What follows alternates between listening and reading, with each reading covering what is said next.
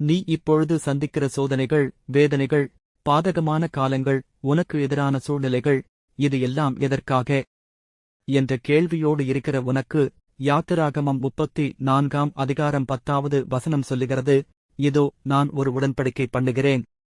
பூமியெங்கும் எந்த ஜாதிகளிடத்திலும் செய்யப்படாத அதிசயங்களை உன் ஜனங்கள் எல்லாருக்கு முன்பாகவும் செய்வேன்.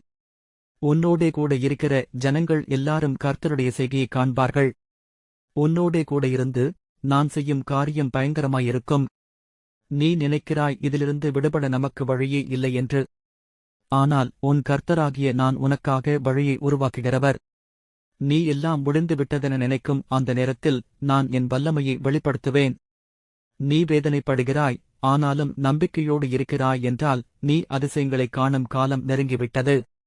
உன்னைப் பார்த்து பிறர் அதிசயப்படுவார்கள். உன் வாழ்க்கையில் நான் உன்னோடு கூட இருந்து செய்யும் காரியம் உனக்கும் உன்னை சுற்றியிருக்கிறவர்களுக்கும் ஆச்சரியமாயிருக்கும் என்று நான் உனக்கு வாக்கு கொடுக்கிறேன்.